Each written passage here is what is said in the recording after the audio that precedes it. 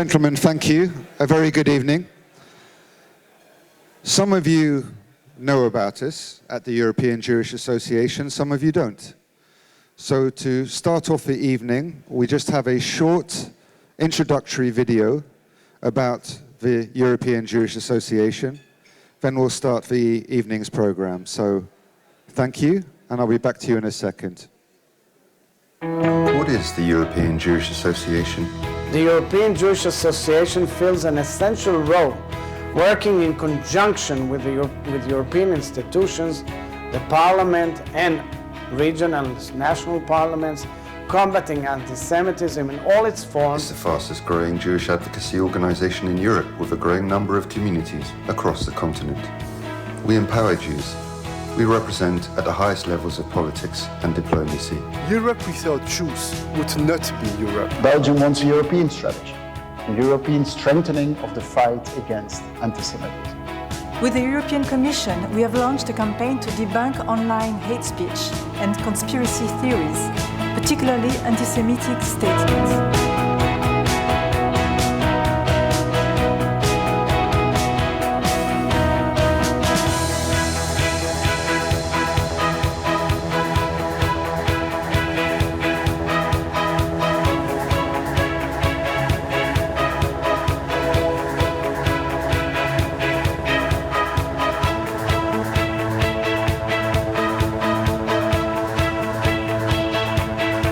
We put Jewish issues front and center of a debate.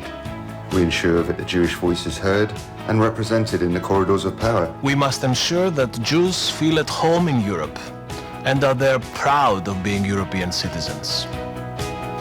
We do know that Europe can only prosper when its Jewish communities can prosper too. And in the media, we fight anti-Semitism.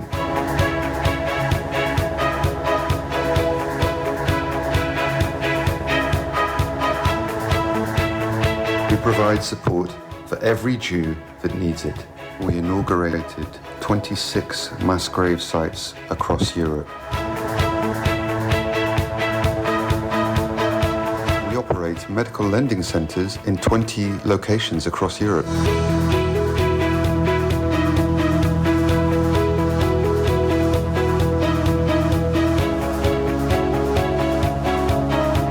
We work with governments to safeguard our institutions and places of learning. We propose practical and workable solutions. We believe that education can always conquer hate. We instill Jewish pride in our youth, giving them a voice and bringing forward the next generation of Jewish leaders. We exist to make Europe a better place for Jews and ensure a Jewish future. That is the European Jewish Association, and we thank you for being part of our ongoing story.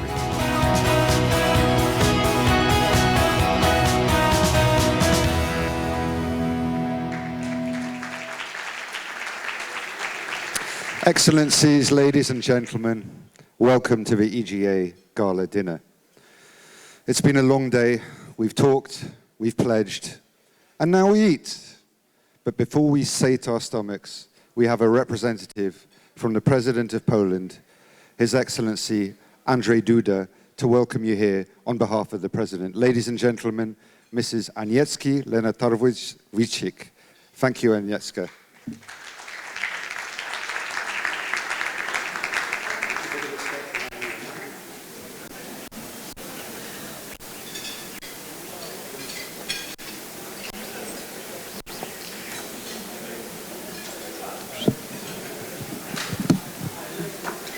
Ladies and gentlemen, it's an honor for me, for myself, to be here with you tonight. I was asked to represent tonight the President of the Republic of Poland and read his letter addressed to you. Ladies and gentlemen, dear guests, on behalf of the President of the Republic of Poland, Mr. Andrzej Duda, I wish to extend my warm greetings to all participants of the symposium prepared by the European Jewish Association, which is taking place in Krakow. I am pleased that the event has been organized in cooperation with the Social and Cultural Association of Jews in Poland, which is the biggest Jewish organization in our country. Poles keep preserving and passing on the memory of the all Holocaust victims and deem it their duty towards both the living members of the Jewish community as well as all those who perished as a result of the horrendous crime planned by the German occupiers. Furthermore, it's a mission which Poland fulfills towards international community. Jewish culture in Poland was and continues to be immensely important, while the mutual overlapping of cultures of both our nations throughout almost the 1,000 years of common existence constitutes a legacy which should be passed on and continued. Krakow, the host city of today's ceremony, is the best example of that. Contemporary Poland is a safe and friendly country. I warmly thank Rabbi Margolin for extending an invitation to today's ceremony. Thank you very much.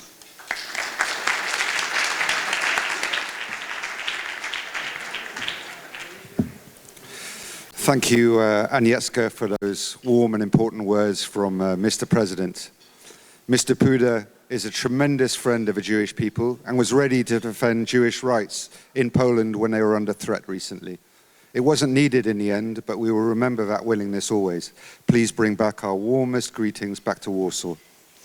Ladies and gentlemen, we also have a video message to welcome you here from the Prime Minister of Israel, Mr. Naftali Bennett.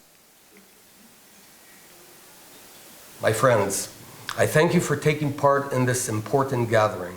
I commend the European Jewish Association for their unyielding efforts in combating anti-Semitism and for convening such an important gathering at the Auschwitz-Birkenau concentration camp. Anti-Semitism is history's oldest hatred that has persisted throughout the centuries, mutating into new forms. In the Middle Ages, Jews were persecuted because of their religion. In the 19th and 20th centuries, Jews were reviled because of their race. And today, Jews are attacked because of the existence of their nation state, Israel. We must all join hands to combat anti-Semitism and its modern manifestation, anti-Zionism. Anti-Semitism is not about the Jews, it's about the anti-Semites. It's their hatred, hostility, and dehumanizing allegations against the Jewish people. It's their attempts to kill, attack, or harm Jews in the name of radical ideologies. It's their vicious efforts to demonize the Jewish state and deny the Jewish people the right to self-determination in our ancestral homeland. When a Jew is heckled in Johannesburg, I hurt here in Jerusalem. When a Jew is attacked in Paris, we feel the pain together in Israel. When Jews are murdered in Pittsburgh, the whole Jewish world grieves together. We are one. And we have your backs, and we will defeat this together. So long as Israel remains strong, Jewish people around the world will be strong. We have to be very clear on one fundamental principle.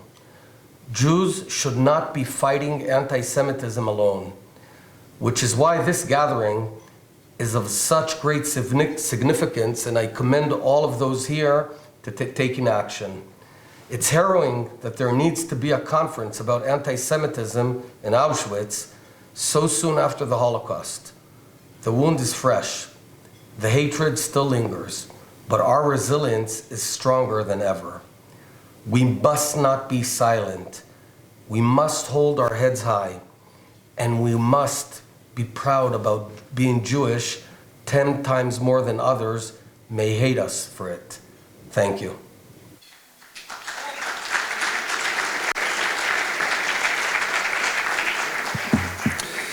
Ladies and gentlemen, our chairman absolutely wanted to welcome you too. So it gives me great pleasure again to invite Rabbi Menachem Margolin to address your excellencies. Rabbi Margolin, thank you.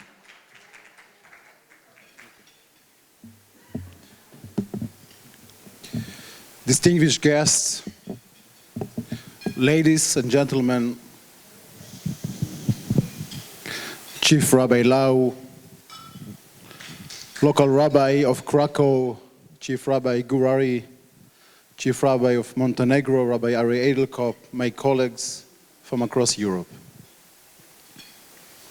Allow me please to share with you a story that happened with an American Jewish soldier that was among those who came to liberate one of the camps.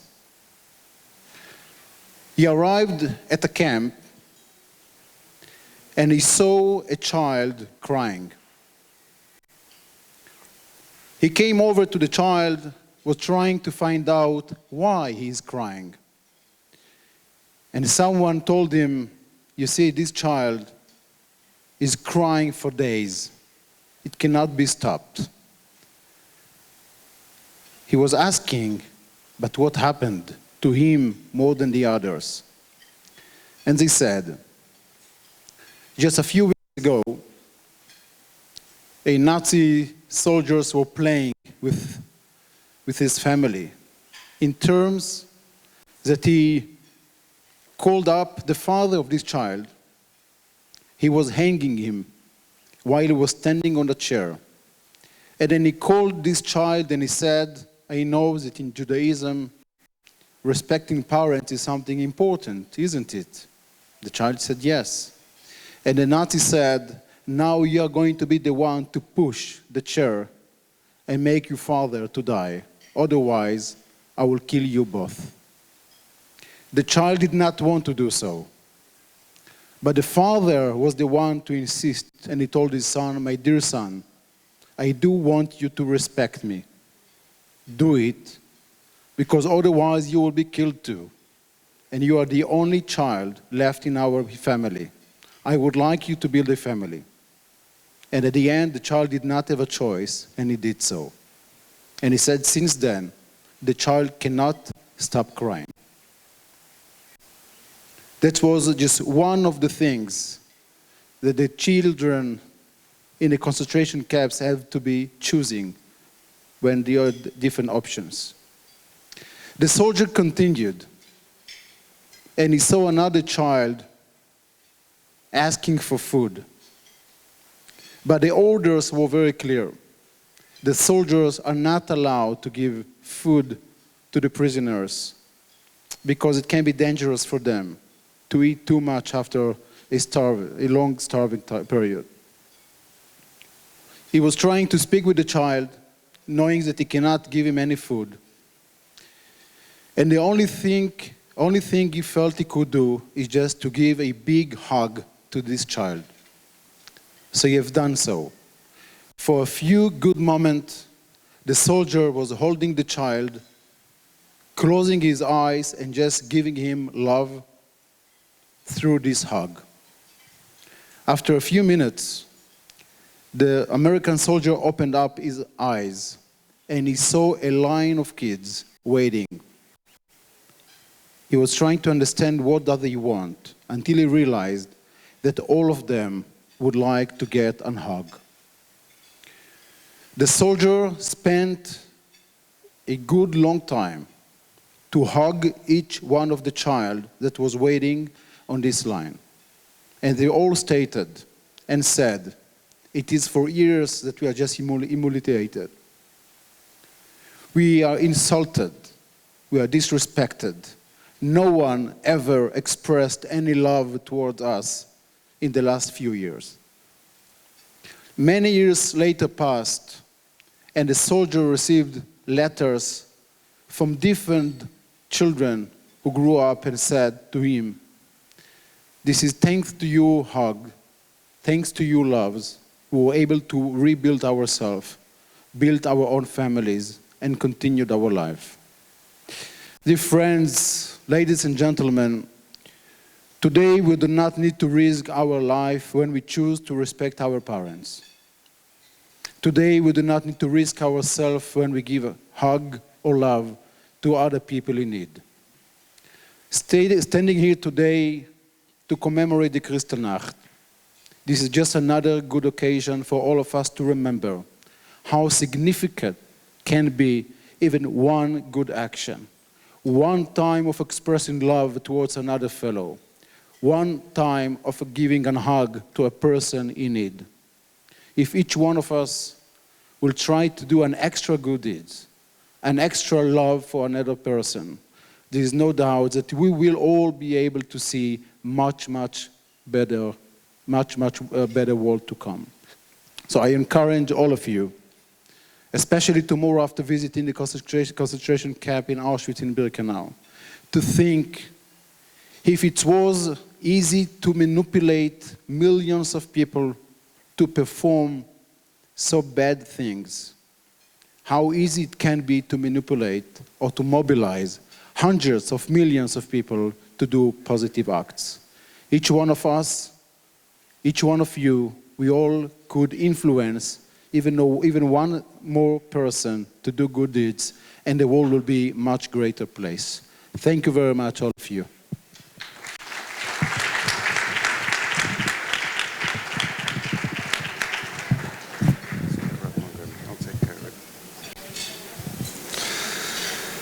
Thank you, Rabbi.